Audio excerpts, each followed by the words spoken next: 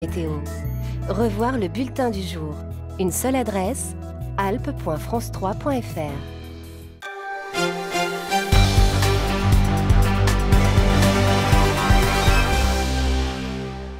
Bonsoir à tous, bienvenue dans les Alpes. Tout de suite, les titres de votre journal.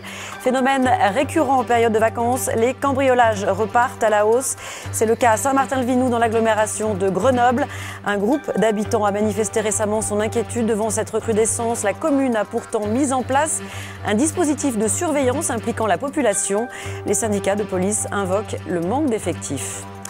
La canicule a aussi des répercussions en haute montagne. Le célèbre refuge du Goûter, situé à 3800 mètres d'altitude sur la voie d'accès normale menant au sommet du Mont Blanc, a été fermé samedi pour une période indéterminée en raison du risque d'éboulement. Cette décision a été prise par le maire de Saint-Gervais, Jean-Marc Peyex. Il est notre invité dans ce journal. Et puis nous irons à Megève où se déroule depuis aujourd'hui la 5e édition d'une jumping internationale. Début des compétitions ce mardi avec les amateurs. La fin c'est dimanche avec le Grand Prix 3 étoiles. Un rendez-vous devenu incontournable en seulement quelques années. Après ce journal, vous avez rendez-vous avec l'édition nationale qui reviendra notamment sur le gouvernement qui promet un plan d'urgence aux éleveurs en colère. Leur mobilisation s'est étendue dans plusieurs régions aujourd'hui, essentiellement dans l'ouest et le sud-ouest. Le ministre de l'Agriculture, Stéphane Le Foll, s'est finalement déplacé à Caen à la rencontre des éleveurs. Mais d'abord, je vous le disais en titre, les cambriolages se multiplient notamment à Saint-Martin-le-Vinoux dans l'agglomération grenobloise. Et pourtant, dans certains secteurs de la commune, les habitants se sont regroupés pour assurer eux-mêmes la surveillance de leurs voisins. Certains syndicats de policiers parlent aussi d'un manque d'effectifs. Xavier Schmitt et Cédric Picot. Moitié ville, moitié campagne. C'est le charme de Saint-Martin-le-Vinoux, tout près de Grenoble. Mais ces hameaux dispersés, ces belles villes-là, attirent les cambrioleurs. Une quarantaine de plaintes ont été déposées depuis le début de l'année, dont 5 ou 6 en juillet. La commune ne dispose que de 2 policiers municipaux. Alors avec le directeur de la sécurité publique, on a mis en place, outre les rondes des policiers municipaux, des rondes, j'ai sollicité des rondes de motards d'ailleurs, m'a dit le directeur, parce que c'est plus approprié à ce style de délinquance. La commune s'est dotée aussi du dispositif Voisins Vigilants, un réseau de surveillance organisé par des habitants. Ils s'informent mutuellement et rapportent tout agissement suspect à la police. On a été victime de cambriolage. Moi-même, j'ai été victime d'un cambriolage où les personnes ont été arrêtées en flagrant délit. Donc spontanément, on s'était déjà réunis pour dire qu'il faut qu'on fasse quelque chose et qu'on soit plus vigilant, je ne sais pas le terme, solidaire, et se prévenir au moins quand on est absent. La période de vacances est bien sûr propice au cambriolage, mais les syndicats de policiers dénoncent le manque d'effectifs et leurs affectations. Moi je dis que c'est un problème aussi de recentrer les policiers sur leur cœur de métier, c'est-à-dire que nous avons toujours les servitudes, les gardes d'hôpital, les gardes préfecture, gardes détenus, donc des points fixes ponctuellement. Gourmands en effectifs, et ces effectifs-là qui sont bloqués ne peuvent pas être dans les patrouilles pour assurer, par exemple, l'opération Tranquillité Vacances. L'opération Tranquillité Vacances permet aux particuliers de signaler leurs absences à la police et de déclencher en principe des patrouilles. Et cette information justement à lire sur notre site internet France 3 Alpes. Un cambriolage important s'est déroulé à la mi-journée dans un magasin d'Arty à Bourgoin-Jallieu en Isère. Des clients étaient présents. Il n'y a pas eu de blessés ni violence. Les voleurs ont fait main basse sur du matériel informatique et téléphone portable. Le butin est estimé à près de 80 000 €. C'est un point d'arrêt quasi obligatoire lorsqu'on gravit le Mont Blanc. Le refuge du Goûter est pourtant fermé depuis ce week-end après décision du maire de Saint-Gervais, Jean-Marc Peyex. Une décision motivée par les risques d'éboulement. Ils sont importants à cause de la chaleur. Reportage Joël Serroni, Serge Vorette. Une trace déserte vers le sommet, un jour de grand beau temps à la fin du mois de juillet, l'image est rare. Les alpinistes qui avaient prévu de faire le Mont Blanc aujourd'hui par la voie royale ont dû renoncer à cet itinéraire rendu dangereux par les températures estivales. Au refuge du Goûter, à 3835 mètres d'altitude, la neige fond. L'isotherme 0 degré culmine à 4600 mètres. Devant ce risque avéré, le refuge du Goûter a fermé ses portes. Depuis dimanche, les dortoirs et la salle à manger sont désertes. Drôle d'ambiance pour les membres du CAF, gestionnaires des lieux, montés aujourd'hui pour une visite technique du bâtiment. On doit s'adapter pour la montagne, faire en sorte que maîtriser au mieux ses conséquences, éviter de mettre les gens en danger, éviter aussi de mettre les équipes de secours en danger pour venir les assister. C'est aussi notre responsabilité, même si au fond, on regrette, bien entendu. Un refuge fermé, c'est pas marrant, pas plus pour les gardiens que pour nous. Pas plus non plus que la pratique de la montagne pour les guides. Mais je pense qu'il faut être raisonnable, tout simplement, comprendre, en espérant que ça dure pas trop longtemps, c'est tout. Depuis samedi, l'information a bien circulé. Les alpinistes n'ont pas tenté le diable. Seuls quelques naufragés, 6 en 3 jours, sont venus frapper à la porte du refuge. Mais la consigne est claire et parfois difficile à entendre lorsqu'on arrive du sommet pour redescendre vers Chamonix. Ah, là, on est dans le pétrin. Parce qu'on vient de monter le Mont Blanc par la voie normale italienne. Et on redescend vers la voie française. Sauf qu'on ne peut pas. Donc, Le couloir, il est bien trop dangereux. Vous jouez complètement à la roulette russe, là, à descendre dans ce... C'est pas que la traversée du couloir qui est dangereuse, c'est toute l'arête. C'est-à-dire que pendant 1h30 à 2h, le temps que vous allez descendre, bah vous prenez le risque de prendre des pierres sur la tête. Et c'est ce risque-là qu'il faut pas prendre. La quasi-totalité des alpinistes entendent le message et renoncent, mais certains, ils sont heureusement très rares, sont encore prêts à mettre leur vie et celle des secouristes en danger. Celui-ci, trop pressé de rentrer pour être à son travail demain matin, n'a entendu raison qu'après un échange téléphonique musclé avec le capitaine du PGHM de Chamonix. Vous êtes en train de laisser votre compagnon tout seul en montagne. Non, non, il risque rien. Ça, monsieur, non, je vous garantis, demain, son père envoie l'hélico pour le récupérer. Non, on n'envoie pas d'hélico comme ça, monsieur. On n'envoie pas un hélico comme ça. On n'envoie pas un hélico comme ça. Ah ben si, on peut payer un hélico, hein. Non, c'est interdit. L'embarquement et la dépose de passagers sont interdits dans le Mont Blanc. Seuls les hélicoptères du secours en montagne sont autorisés à se poser dans le massif. Aujourd'hui, le PGHM de Chamonix a assuré 18 secours, une activité qui, malgré la fermeture du refuge, reste soutenue au cœur de l'été. Et pour en parler, je reçois Jean-Marc Payex. Bonsoir, vous êtes le maire de Saint-Gervais. Les risques d'éboulement demeurent toujours très importants ce soir. Bonsoir, oui, ils demeurent très importants et ils le sont. Il y a eu 2 très gros éboulements cet après-midi et il y en a tous les jours. Donc c'est une montagne qui est en train de pleurer, de cracher ses rochers et il ne faut absolument pas aller la chatouiller. Et je crois qu'il faut que les alpinistes comprennent bien que c'est la montagne qui dicte et non pas eux-mêmes qui disent ce qu'ils ont envie de faire. Faut-il aller plus loin dans la réglementation ? Vous savez, quand on voit ces alpinistes et celui qui est dans votre sujet, qui est prêt à abandonner au refuge du Goûter son compagnon de cordée, qui pourra peut-être descendre en hélicoptère demain, on se pose vraiment la question de savoir si en France, il ne faut pas de temps en temps sortir un peu plus le bâton et sanctionner ces inconscients. Abandonner son compagnon de cordée pour un alpiniste, c'est quelque chose de scandaleux. Et moi, je suis un amoureux de la montagne, mais je ne suis pas un grand pratiquant. Je ne peux pas tolérer d'entendre ce type de discours et de voir ce type d'irresponsabilité. Hier, c'était un père et son enfant de 16 ans qui ont gravi le Mont Blanc par les 3 monts, par Chamonix, et qui se sont fait peur en montant, donc qui ont eu peur pour redescendre par le même itinéraire. Ce n'est pas acceptable non plus. Je crois qu'il faut que les gens prennent leurs responsabilités, mais surtout qu'ils n'engagent pas la vie des autres et la vie des sauveteurs, parce que la vie des hommes du PGHM, c'est une vie aussi très précieuse. Faut-il aller jusqu'à interdire l'accès à la montagne, Jean-Marc Payex? Vous savez, je crois qu'on parle pas de la montagne, on ne parle pas de l'accès à la montagne, on parle d'un itinéraire sur le Mont Blanc et des itinéraires sur le Mont Blanc. Le Mont Blanc, c'est une montagne qui se mérite, mais ce n'est pas le seul sommet que nous avons à offrir aux alpinistes, aux amoureux de la montagne et à nos hôtes de passage. Toutes les Alpes, et en particulier le pays du Mont Blanc, ont des richesses qui sont incroyables. Le Mont Blanc, si un jour vous avez la chance de le faire, eh bien tant mieux. Et si vous n'avez pas cette chance-là, tant pis, il y a tellement de belles choses à admirer au pays du Mont Blanc.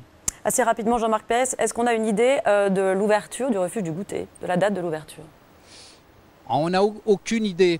C'est la nature qui dictera. Vous savez, la nature s'est réchauffée. Elle a mis 3 semaines à vomir ses cailloux après le réchauffement du couloir.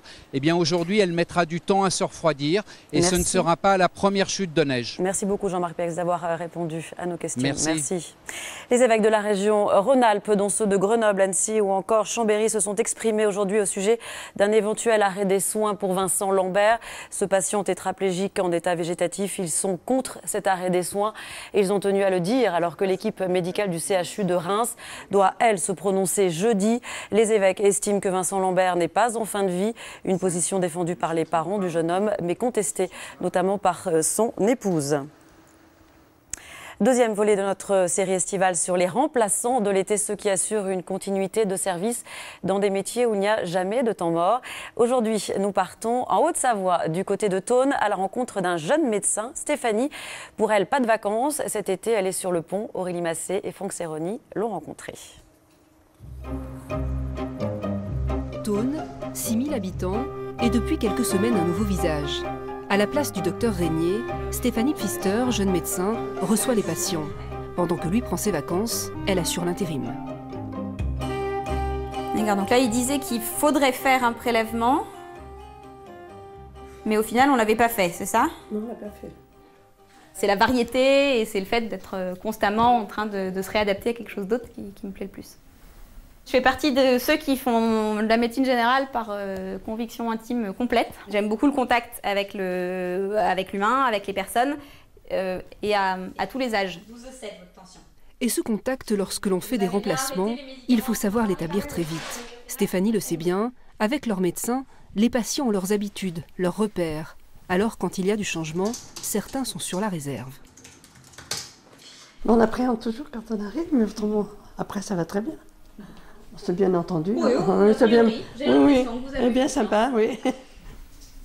La médecine générale, il y a 30 ans, on n'avait quand même pas la même relation que celle qu'on peut avoir maintenant. Et du coup, je vous fais le mais on entend toujours, nous, en tout cas, vraiment plus dans la position de remplacement, les gens dire ah bah oui, mais d'autres médecins, on a confiance en lui, c'est notre médecin. Il y a vraiment ce côté de pronom personnel, d'appropriation, c'est leur médecin. Midi, la jeune femme doit enchaîner avec les visites à domicile. Pas de place pour la routine, c'est aussi ce qu'elle aime dans son métier de médecin remplaçant. Naviguer de cabinet en cabinet et voir du pays.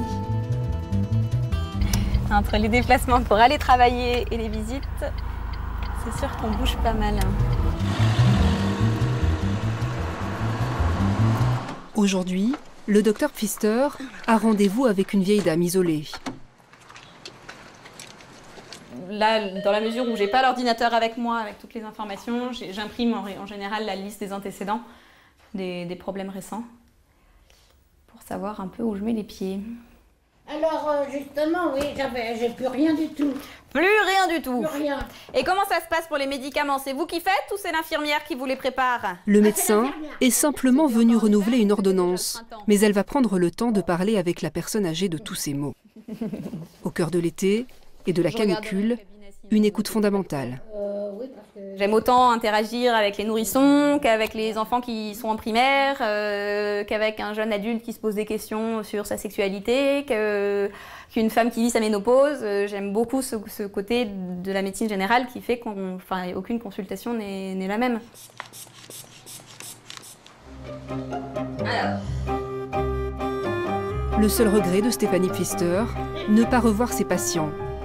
Cette Annécienne se donne encore 2 ans avant de s'installer dans son propre cabinet. Et on reste en Haute-Savoie avec le coup d'envoi d'un rendez-vous devenu incontournable, le jumping international de Megève. Aujourd'hui, place aux cavaliers amateurs, Florine Eba, Johan Etienne. 650 chevaux et 350 cavaliers vont se côtoyer tout au long de la semaine. Des amateurs aux professionnels, tous ont un point commun, la passion. Au sein des écuries, le club haut-savoyard de Douvaine se réjouit de participer à ce grand rendez-vous. Julia, 13 ans, va accéder à son premier concours, Club 1. Vu qu'il y a 39 partants, Chris elle a dit qu'il fallait assurer le sans faute, donc je vais assurer le sans faute, pas trop aller doucement, mais avoir un bon galop et puis assurer le sans faute. Et puis après, si je suis prise au barrage, je vais essayer vraiment de faire le maximum. Avant de se lancer, une étape obligatoire, la reconnaissance du parcours. Christelle, la coach, mène la troupe et donne ses consignes. Il y a les tribunes du jury là, les chevaux auront peut-être tendance un petit peu à s'évaser. Gardez bien vos ailes extérieures et restez vos yeux concentrés sur le bout de la ligne et agissez avec vos jambes. Okay ? C'est parti, le concours commence et contrairement aux autres cavaliers qui sont à cheval, Julia, elle, saute à poney. Un plus petit format demande un peu plus de travail, mais elle s'en sort plutôt bien. Il était génial, ouais, il était un peu chaud au paddock. Quand j'ai trotté, il était un peu mou. Après, je lui ai donné un petit coup de stick sur l'épaule. Puis après, il s'est tout de suite enclenché, il a bien sauté. Bon, j'ai fait tomber une barre sur l'auxerre, mais c'était de ma faute. Mais c'est pas grave, je suis quand même très contente. Ouais, voilà. Après 2 journées dédiées aux clubs et amateurs, le programme va s'intensifier. Les pros sont attendus avec 4 épreuves comptant pour le classement mondial, un record à battre et le Grand Prix de dimanche, avec cette année un bonus, une piste plus grande, de quoi varier les parcours pour plus de technicité. C'est l'un des premiers festivals de musique européens et ça fait 40 ans que ça dure. Coup d'envoi hier du Paléo Festival de Nyon en Suisse, au bord du lac Léman. Et retour dans ce journal sur l'histoire de cet événement musical hors norme avec Serge Vorette et Ingrid Pernet-Duparc. Paléo se la joue Hollywood et les stars, elles, sont là. Nicolas, Fabrice, Sophie et Olivier, toute une génération de quarantenaires venus fêter l'événement d'une tranche de vie. Mais la grande scène et la foule ont débarqué des années plus tard. En 1976, c'était plutôt chevelu et flower power, comme Daniel, le colleur d'affiches, le barbu au sabot. C'est vrai que quand il y a eu Woodstock, nous on s'est dit on pourrait faire un petit Woodstock, mais mieux organisé. Parce qu'on est assez suisse, donc on a envie que les choses soient quand même bien prévues. On aime l'improvisation, mais il faut la garder pour tout ce qu'on n'a pas pu prévoir avant. Donc on avait le souhait effectivement que les choses soient bien organisées, parce que c'est une des garanties de pouvoir bien faire la fête aussi. Pendant que John Baez hypnotisait le public suisse, les chevelus, eux, sont devenus managers, banquiers et même facteurs de piano. 38 ans de paléo. Charles Trenet, 2 pianos à accorder avec une contrebasse au milieu. C'était fantastique. Il avait même dit, mais vous n'avez pas mis de chaise. Pour lui? Non, pour le public.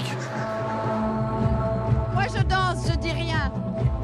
Là, j'ai des fidèles du Paléo derrière moi qui me font une petite programmation, je sais exactement où je dois aller, qui prennent le temps de tout regarder, ce qui va nous plaire. J'arrive, je demande alors quoi ce soir et puis ils me font mon petit programme. Le maître en la matière, c'est lui, Jacques, le dénicheur de talent et le colporteur d'ambiance depuis 40 ans. 4033 concerts exactement à son actif. Il a compté, oui, nous sommes en Suisse. On a 120 groupes chaque année. Sur ces 120 groupes, il y a à peu près une vingtaine de têtes d'affiche et les autres, ce sont des groupes inconnus pour la plupart des spectateurs. Des groupes qui seront peut-être les têtes d'affiche de demain. Stromae, par exemple, qui est venu l'an dernier, une grande tête d'affiche. Il était venu il y a 5 ans, personne ne le connaissait. Cette année, Ben Harper joue sur la grande scène. Il est venu il y a 10 ans sur une petite scène. Il a joué devant 1500 personnes. Il va jouer dans quelques jours devant 40 000 personnes.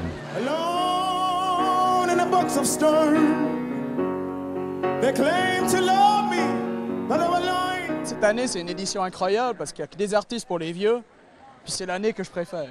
Les jeunes, il les a tatoués sur le bras droit. Le club des 27. 27 ans, parti trop tôt. Ils étaient tous morts quasiment avant que ça commence le Paléo. Il y a Jimi Hendrix, il y a Janis Joplin, il y a Jim Morrison. Encore 40 ans et le Paléo portera bien son nom. Il est déjà historique. En Suisse, c'est un événement incontournable. On dit même ici que dans le calendrier, il y a Pâques, il y a le Paléo et il y a Noël. Et c'est la fin de ce journal. Passez une très belle soirée. À demain, à midi.